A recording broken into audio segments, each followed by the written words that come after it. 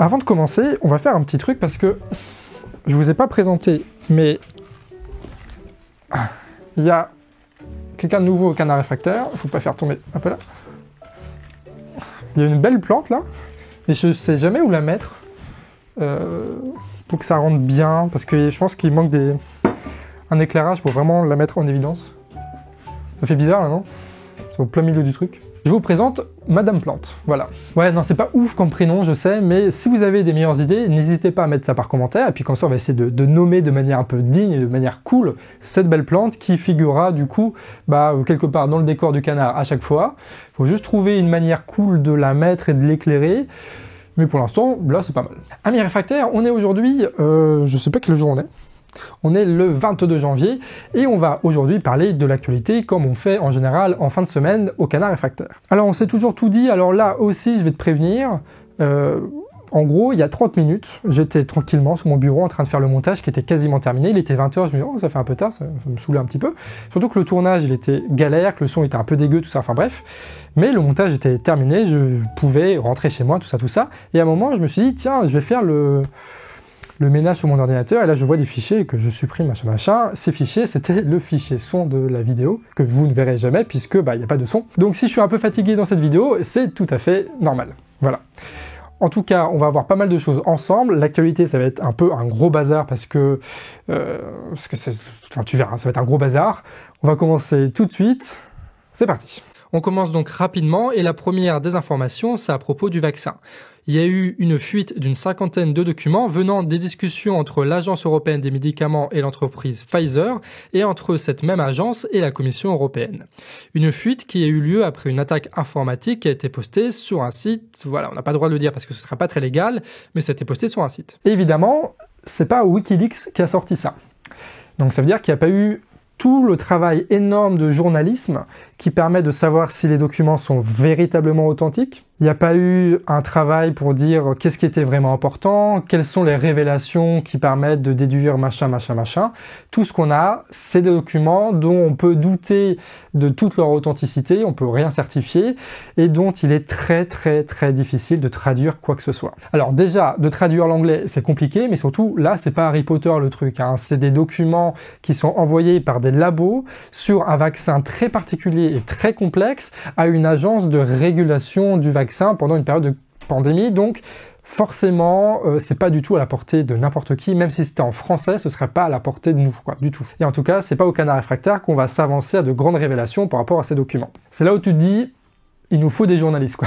Il nous faut des putains de journalistes qui sont pas payés par George Soros, quoi. Oui, si je dis ça, c'est qu'il y a un article du Monde, et tout le monde se base sur cet article du Monde, sauf que cet article du Monde, il a été fait par des journalistes et par le soutien d'institutions par rapport à un programme particulier, le programme qui a été financé par ces institutions qui sont financées soit par la Commission européenne, soit par George Soros, voilà. Non, pardon, c'est même pas ça, c'est soit par la Commission européenne et par George Soros, soit par George Soros tout seul. Donc, on peut douter de la fiabilité de ce travail de journaliste. D'ailleurs, c'est pas très recherché, c'est pas très profond ce qu'ils ont fait, c'est juste quelques lectures de mails, et c'est de ça dont on va parler, parce que ça, au moins, on est sûr que c'est vrai, le reste... On y voit par exemple que la Commission européenne ne voulait pas que les États membres utilisent la législation européenne sur les épidémies qui aurait permis d'utiliser des médicaments non validés à l'échelle européenne. Elle a donc demandé à l'EMA de se dépêcher pour valider les vaccins pour qu'aucun État ne prenne en main sa politique sanitaire et vaccinale. Autre échange, le 19 novembre, la Commission européenne a foutu la pression à l'EMA avec des menaces sur ce qui se passerait si les attentes n'étaient pas satisfaites à temps, et même si ces attentes n'étaient pas du tout réalistes. Dans le même temps, la présidente de la Commission européenne balance aux médias que le feu vert pourra être donné pour les vaccins Moderna et Pfizer dès le mois de décembre, ce qui n'était pas du tout convenu avec l'EMA. Bref, on apprend, et c'est quand même pas une petite information, que la Commission européenne faisait une grosse pression sur l'EMA et faisait des annonces qui ne correspondaient à aucune réalité juste pour foutre la pression sur l'agence de validation des vaccins pour essayer de faire en sorte d'avoir le vaccin le plus rapidement possible, l'autorisation le plus rapidement possible. Et ça, forcément, en dépit des tests qu'on pouvait faire sur celui-ci. En novembre, il y avait 3 problèmes. Certains sites de fabrication de vaccins n'avaient pas été inspectés, il manquait des lots de vaccins commerciaux et il y a eu une différence significative entre les lots commerciaux et ceux qui étaient utilisés pour les tests. Des différences dues au changement de procédé de production qui implique une baisse de qualité des vaccins. Autre élément qui a pressé l'EMA, le fait que les agences canadiennes et états-uniennes ont, eux, un procédé de validation moins contraignant. Donc si l'EMA ne validait pas à temps, ils auraient pu se retrouver avec un stock sous-optimal de vaccins. Suite à ces inquiétudes, Pfizer veut rassurer sur la qualité du vaccin, mais l'EMA n'est pas du tout satisfaite vu que ce genre de vaccin n'a jamais été commercialisé à cette échelle et avec surtout si peu de temps de test. Il faut donc être au maximum réglo sur les procédés de fabrication. La suite de l'article, ce sont les réactions de l'EMA et de la Commission par rapport à ces fuites qui disent que dorénavant tous les problèmes sont réglés. En tout, l'autorisation européenne a pris 2 à 3 semaines de plus que chez les Anglais et les États-Unis. Et tout ça, il faut le rappeler, il faut le répéter, pour un vaccin qui n'est juste pas au point. Voilà, il est juste pas au point ce vaccin. Il y a plein de problèmes ce truc-là. Le vaccin doit être conservé à moins 10 degrés constamment. Le vaccin ne permet pas d'éviter les contaminations. Il donne, oui c'est vrai, une immunité, mais qui met plusieurs semaines à se mettre en place et qui ne dure que quelques mois. Le vaccin permet en fait de se protéger des formes graves et pas grand-chose d'autre. Bref, c'est très loin d'être la solution miracle. Mais c'est chelou parce que il n'y a pas que... Moi, je ne vais pas faire de grandes conclusions, mais il n'y a pas que des intérêts sanitaires qui poussent ce genre de personnes. Tu as beaucoup d'intérêts financiers, mais tu as aussi beaucoup d'intérêts politiques. Quand Macron il a annoncé qu'il y avait le vaccin, il a dit « Oh oui, on va vacciner tout le monde, c'est bon, ça va être la fin ». Il a dit que 7 millions de personnes vont pouvoir être vaccinées, les 7 millions les plus fragiles. Sauf que, comme à chaque fois dans cette crise sanitaire, absolument, mais rien n'est organisé. C'est juste incroyable. C'est Mediapart qui nous en parle cette fois. Le gros problème, ce sont les annonces politiciennes du gouvernement qui ne collent pas du tout avec la réalité. Il a été livré qu'1,5 million de doses pour le moment et le chiffre augmente de 500 000 par mois. Et sachant qu'il faut 2 doses par personne, ça fait qu'en fin février, seuls 2,5 millions de personnes seront vaccinées. Ce qui fait que ce sont les médecins et les gens du terrain qui doivent gérer la frustration, la colère et la déception des personnes à qui on a promis un vaccin et qui doivent attendre jusqu'à 4 mois pour se faire vacciner. Et encore. Alors oui, tu as des volontés financières, tu as des volontés politiques, mais je crois qu'au fond, il y a une profonde incompétence. On est censé être gouverné par des experts, et c'est des gens qui, là, depuis plus d'1 an, foirent tout sur tout. Il n'y a pas eu une seule étape qui a bien été gérée par ce gouvernement. C'est juste incroyable, quoi. La question que je me pose, c'est pourquoi est-ce qu'on n'a pas attendu un vaccin traditionnel sur lequel on a plus de retours, des vaccins qu'on sait fabriquer, qu'on sait conserver et qu'on sait distribuer. La vaccination, c'est quand même quelque chose qui n'est pas anodin et on aurait tous gagné à faire quelque chose de clean, de propre pour cette affaire. Et je sais pas si tu ressens ça, mais on n'avait pas parlé depuis longtemps du Covid. Je pense qu'il faudra faire une vidéo juste sur ce sujet-là. Pas le sujet du Covid, mais comment est-ce que nous, on le capte, on le ressent, parce que en vrai, c'est chiant, quoi. C'est chiant, c'est quand même une belle analyse politique. Non, ce que je veux dire, c'est que tout est exagérément confus. Le Covid, c'est quelque chose qui nous touche tous dans notre intime, qui nous emmerde tous au plus haut point, et on commence à en être lassés. Voilà. Du coup, énormément de personnes ont un avis sur le sujet. Donc, déjà, autour de nous, t'as plein de gens qui ont des opinions différentes sur machin. En plus de ça, tu as le fait que le gouvernement fait absolument n'importe quoi, qui se contredisent en permanence, et surtout qu'ils affirment des choses alors qu'ils n'en savent rien, quoi.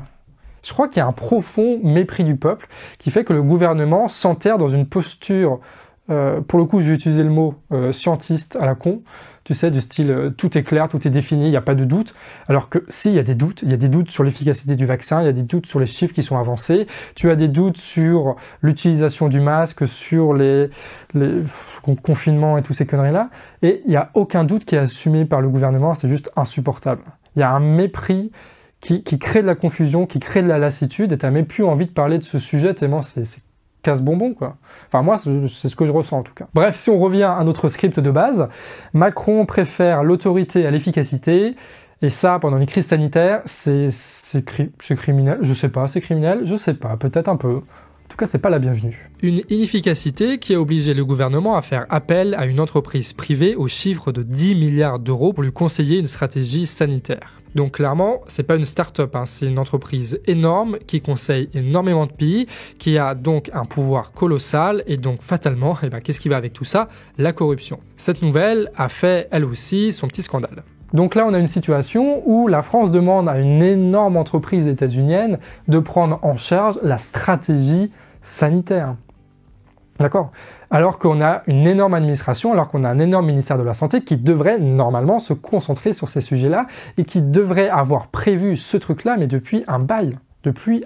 Sauf que le problème, c'est qu'avec ce genre d'entreprises qui sont surpuissantes et qui conseillent énormément de pays, c'est que, évidemment, c'est très opaque, donc évidemment, tu as des problèmes de corruption. Donc évidemment, tu vas avoir un problème de confiance après pour faire valider tes trucs-là à la population, et évidemment, ça va aggraver la situation. On n'est pas sorti de l'auberge avec ça. Une autre grosse entreprise française cette fois fait parler d'elle et c'est Sanofi qui a prévu de supprimer encore une fois 400 postes dans la recherche pharmacologique.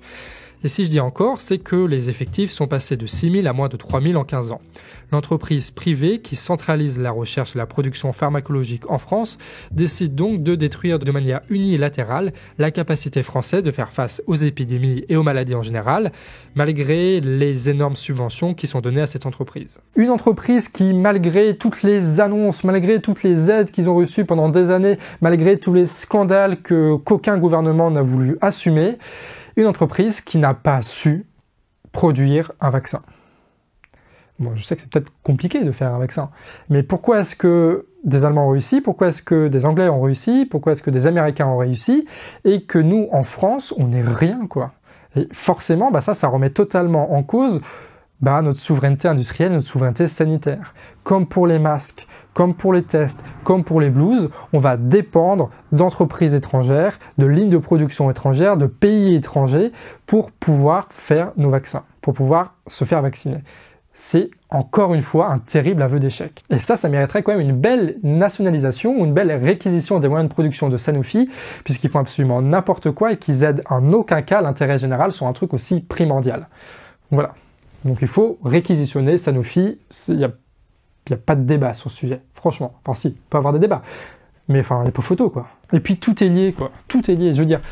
Macron, il a fendu la foule quand il a été élu en 2017 pour serrer la paluche au président, au big boss, au patron de Sanofi. C'est pas un hasard, ces deux événements. Enfin, je veux dire, le fait que Macron a été élu, c'est parce qu'il a été choisi par l'oligarchie, par la bourgeoisie française, par la bourgeoisie organisée en tout cas, et que forcément, par conséquent, parce qu'il y a eu cette corruption initiale, cette corruption originelle, Macron ne va jamais taper sur les doigts de Sanofi. Il va toujours s'afficher fièrement avec Sanofi, il ne va rien dire sur les scandales de Sanofi, il va continuer à filer du fric à Sanofi même s'ils font n'importe quoi. Ce qui fait que par la corruption de base d'Emmanuel Macron, on est aujourd'hui impuissant par rapport au vaccin, par rapport à la stratégie sanitaire, par rapport à certains remèdes ou tout ce que tu veux. Un gouvernement qui est donc en galère face à de mauvaises nouvelles et qui a besoin d'une nouvelle chronique de Macron le provocateur. La nouvelle phrase de la semaine, ça nous concerne, puisqu'on serait tous des procureurs. Une petite phrase qui permet d'exciter pas mal de gens, d'essentialiser la critique et de faire plaisir aux grands bourgeois qui aiment bien qu'on méprise le petit peuple. Et à côté, c'est la loi Avia qui revient en cheval de Troie dans la loi sur le séparatisme. Même si pour le moment, elle est moins problématique que la première version. Mais l'actualité, c'est aussi une nouvelle unité de CRS qui est formée pour réagir encore plus rapidement contre les émeutes, évidemment. C'est une intervention de policiers contre une femme enceinte qui a provoqué la mort d'un bébé, simplement parce que la dame ne portait pas de masque. Voilà. Et c'est aussi la prolongation de l'état d'urgence jusqu'en juin, sans le contrôle du Parlement. Le Conseil de défense va donc rester en roue libre pendant un petit moment. À ce moment de la vidéo, on va aborder un sujet qui est assez important et qui, je parie, va pas du tout être médiatisé, à part évidemment sur Mediapart, c'est eux qui ont un peu révélé cette affaire, et elle est juste assez incroyable. Ça concerne l'AGS. L'AGS, c'est une structure très française qui est née il y a plus de 100 ans, et en gros, le principe, c'est des patrons qui cotisent, c'est une cotisation obligatoire, ils mettent ça dans un fonds, et ce fonds-là, il sert uniquement aux entreprises qui sont en faillite, qui sont dans la grosse galère, pour pouvoir payer des trucs qu'ils peuvent pas forcément payer, pour faire en sorte que cette entreprise qui est en galère puisse remonter la pente, et puis continuer quoi. Donc c'est un peu une cotisation, une sécurité sociale pour les entreprises. Et là où c'est malin, c'est que c'est à la fois pour les entreprises, mais aussi pour les salariés. Parce que ce fonds-là, il attribue de l'argent aux entreprises par rapport à leurs besoins, et c'est des besoins qui sont hiérarchisés. Et le troisième besoin, si je dis pas de bêtises, c'est le salaire des salariés. Donc en gros, une entreprise qui est en galère va pouvoir emprunter de l'argent à l'AGS pour payer ses salariés, et une fois qu'après elle est au mieux de sa forme, tu vois, elle est remontée, et elle rembourse l'argent à l'AGS. Voilà, donc tu as d'un côté les remboursements qui sont faits par les entreprises, de l'autre côté les cotisations, tout est stable, tout est bien, c'est nickel. Et évidemment, si j'ai fait toute cette introduction pour parler de l'AGS, tu sens la mauvaise nouvelle qui va venir. Mediapart l'explique très bien. En gros, l'argent ne va plus aller en priorité au salaire, mais aux frais administratifs, aux honoraires, aux banquiers et à toutes ces professions qui sont largement déréglementées et opaques et qui proposent des prix absolument incroyables pour leurs prestations. Ce qui fait qu'en pleine crise sociale, alors que des milliers d'entreprises vont fermer, alors que des milliers de personnes vont se retrouver sans boulot, le gouvernement détruit des sécurités sociales salariales au profit de professions qui sont très loin de vivre la même crise que nous. Au niveau médiatique, tu as deux informations qui sont un peu passées sous silence, enfin qui sont pas très importantes en soi, mais avec lesquelles on va pouvoir développer 2-3 petits trucs que vous pourrez ressortir pendant les repas de famille. Si c'est légal, les repas de famille, je sais pas si c'est légal. Terrible époque. L'insoumission nous cause du gouvernement qui vient de refuser un prêt garanti pour le journal L'Humanité, le quotidien historique qui a été fondé par Jean Jaurès. Et à côté, ils accordent un prêt de 465 millions d'euros pour le groupe Lagardère, grand ami du pouvoir qui détient Europe 1, Paris Match, le JDD et plein de trucs du genre, c'est-à-dire la presse à l'avant-garde quand il s'agit de promouvoir et de défendre Emmanuel Macron. C'est ce qu'on appelle un retour sur investissement. Et ça, mine de rien, c'est une autre forme de répression, de pression que peut exercer l'État sur les médias. À l'origine, évidemment, c'est le fait que les médias ne soient pas indépendants financièrement, ils ont donc besoin des aides de l'État. Mais en même temps, est-ce qu'un média doit être rentable ? Ça pose la question de comment est-ce qu'on finance les médias, et ce serait le sujet d'une très très bonne vidéo d'ailleurs. Il faudrait que j'appelle Émeric d'État Cryptique pour ça, je pense qu'il serait intéressé.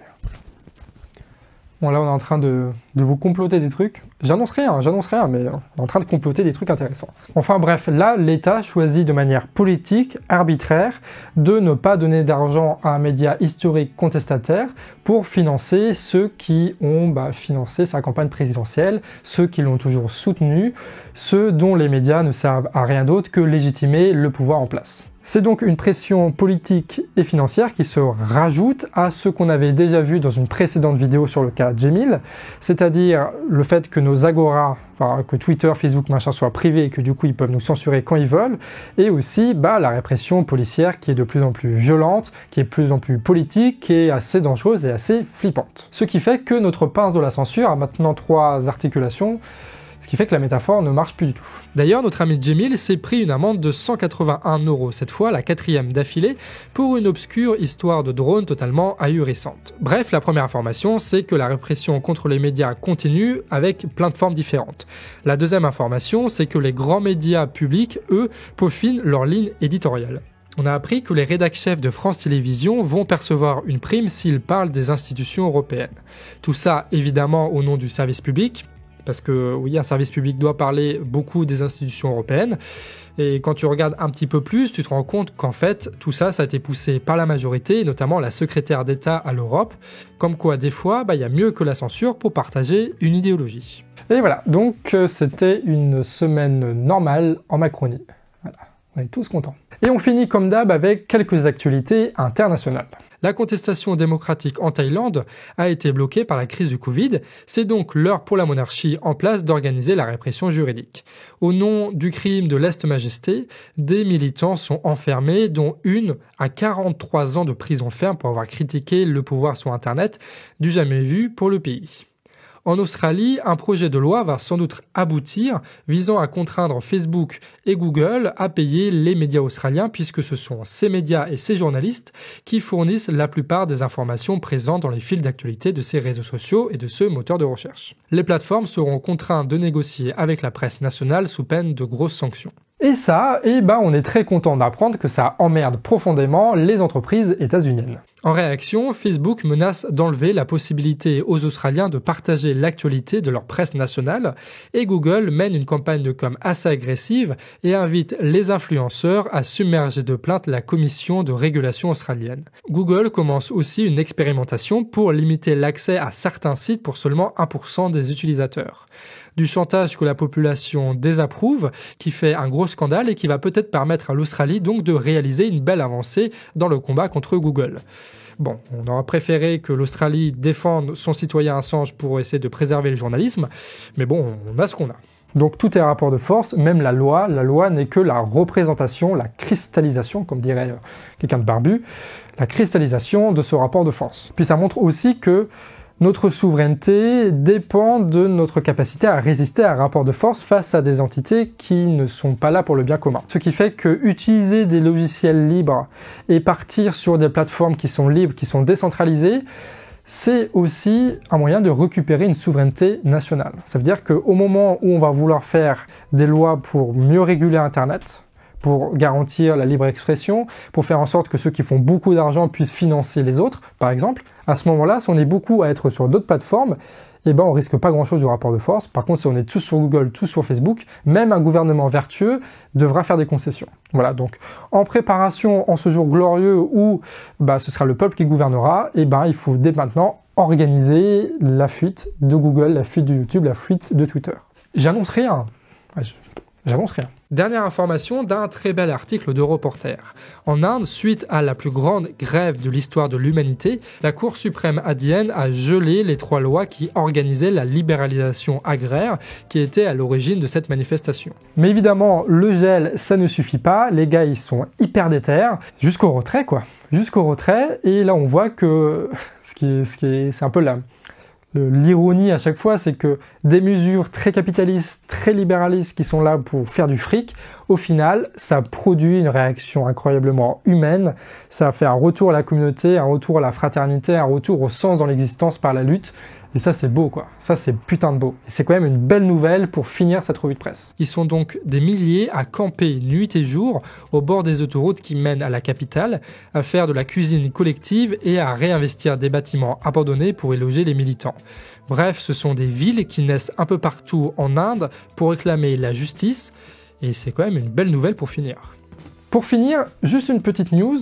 Avec Thomas Babor, ça fait plusieurs semaines, plusieurs mois peut-être, quelque chose comme ça, qu'on envoie chaque dimanche un courriel d'information et dedans, tu as plein de liens de médias militants qu'on aime bien, qu'on trouve qui font du sens. Et ça, ça permet d'avoir toutes les semaines un regard un peu différent, surtout par rapport aux grands médias, de l'actualité. Ça permet de relayer de l'analyse, de la musique, de la culture. Puis voilà, franchement, comme tu peux le voir, ça a plutôt de la gueule. Et maintenant qu'on est rodé, maintenant qu'on est prêt, maintenant que c'est tous les dimanches à 11h qu'on se papote sur Discord, on peut faire un grand appel. Si vous voulez recevoir ces mails, tu peux aller sur lecanardrefractaire.org/débordons. L'intérêt des mails, en vrai, il est assez immense parce que tout le monde a une boîte mail.